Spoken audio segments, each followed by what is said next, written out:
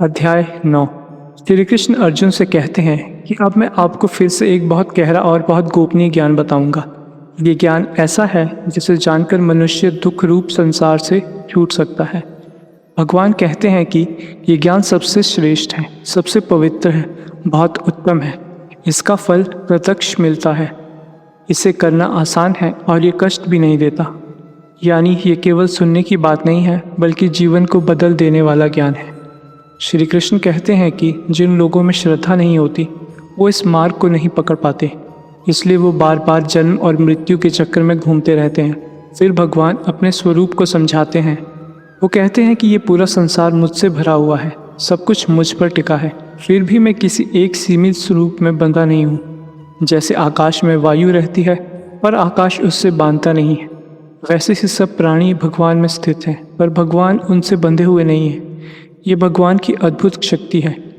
वे आगे कहते हैं कि सृष्टि के अंत में सब प्राणी मेरी प्रकृति में लीन हो जाते हैं और सृष्टि के आरंभ में मैं उन्हें फिर प्रकट करता हूँ। प्रकृति मेरे अधीन होकर इस चराचर जगत की रचना करती है और इसी से संसार का चक्र चलता रहता है। लेकिन ये कर्म भगवान को बांध नहीं सकते, क्योंकि वे उनमें आसक्त नहीं हैं। वे साक्षी की तरह रहते हैं, बस सब कुछ उन्हीं के अधीन चलता है। फिर श्री कृष्ण कहते हैं कि जो लोग मेरे परम स्वरूप को नहीं जानते वे मुझे मनुष्य रूप में देखकर साधारण मनुष्य समझ बैठते हैं। वो ये नहीं समझते कि मैं सब प्राणियों का महान स्वामी हूँ।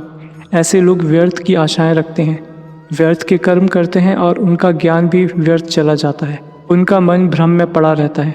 लेकिन जो महात्मा देवी स्वभाव वाले हैं वो भगवान को सबका सनातन कारण और अविनाशी सत्य जानकर एक निष्ठ भाव से उनका भजन करते हैं। ऐसे भक्त निरंतर भगवान का नाम लेते हैं, उनके गुणों का ज्ञान करते हैं, उन्हें बार बार प्रणाम करते हैं और पूरी श्रद्धा से उनकी उपासना करते हैं। कुछ लोग ज्ञान के मार्ग से भगवान की उपासना करते हैं, कुछ उन्हें निराकार रूप में समझकर और कुछ उन्हें विराट रूप में देखकर पूजते हैं। भगवान ये समझते हैं कि अलग अलग मार्ग दिखा सकते हैं, लेकिन सबका लक्ष्य अंत में वही एक परम सत्य है। फिर श्री कृष्ण बहुत सुंदर ढंग से बताते हैं, यज्ञ मैं हूँ, हवन की सामग्री में मैं हूँ, मंत्र मैं हूँ, अग्नि मैं हूँ, आहुति भी मैं ही हूँ। मैं इस जगत का पिता हूँ, माता हूँ, पितामह हूँ, धारण करने वाला हूँ, शरण हूँ, आधार हूँ, साक्षी हूँ, निवास हूँ और सबका अंतिम ठिकाना भी मैं ही हूँ। सूर्य की गर्मी, वर्षा, अमृत, मृत्यु, सत्य और असत्य सब में भगवान का ही रूप है। इसका अर्थ ये है कि भगवान केवल किसी एक जगह नहीं है, बल्कि जीवन की हर परत में, हर शक्ति में, हर नियम में वो उपस्थित है। इसके बाद श्री कृष्ण सकाम और निष्काम भक्ति का अंतर बताते हैं। वो कहते हैं कि जो लोग स्वर्ग और भोगों की इच्छा से यज्ञ और पूजा करते हैं वे अपने पुण्य से स्वर्ग तो पा लेते हैं, लेकिन जब उनका पुण्य समाप्त हो जाता है तो वो फिर से वापस संसार में आ जाते हैं। इस प्रकार वे बार बार आते जाते रहते हैं। लेकिन जो लोग मुझे अनन्य प्रेम से बिना किसी स्वार्थ के भजते हैं उनका योगक्षेम मैं स्वयं उठाता हूँ। यानी जो उनके लिए ज़रूरी है वो मैं देता हूँ और जो उनके पास है उसकी रक्षा भी मैं करता हूँ। भगवान कहते हैं कि जो दूसरे देवताओं की पूजा करते हैं वो भी अंत में उसी परम सत्य की ओर बढ़ते हैं, लेकिन उनका ज्ञान पूर्ण नहीं होता, वे सीमित फल पाते हैं। देवताओं की पूजा करने वाले देवताओं को प्राप्त होते हैं, पितरों की पूजा करने वाले पितरों को, और जो भगवान की भक्ति करते हैं वो भगवान को प्राप्त होते हैं। यहाँ श्री कृष्ण ये स्पष्ट कर रहे हैं कि सबसे ऊंचा लक्ष्य वही है जहाँ से फिर लौटना ना पड़े। फिर भगवान भक्ति की सरलता बताते हैं। वो कहते हैं कि यदि कोई मुझे प्रेम से एक पत्ता, एक फूल, एक फल या थोड़ा जल भी अर्पित करे तो मैं उसे प्रेम से स्वीकार करता हूँ। यहाँ सबसे महत्वपूर्ण वस्तु वो चीज़ नहीं है जो दी जा रही है, बल्कि वो प्रेम है जिससे दी जा रही है। भगवान को बाहरी वैभव नहीं, हृदय की सच्चाई प्रिय है। इसके बाद श्री कृष्ण अर्जुन से कहते हैं कि आप जो भी करते हैं, जो भी खाते हैं, जो भी दान देते हैं, जो भी तप करते हैं, सब मुझ में अर्पित कीजिए। जब मनुष्य अपने सारे कर्म भगवान को समर्पित कर देता है तब वह शुभ और अशुभ कर्मों के बंधन से छूट जाता है। धीरे धीरे उसका जीवन भी पूजा बनने लग जाता है। साधारण काम भी पवित्र हो जाते हैं क्योंकि उनका केंद्र भगवान हो जाते हैं।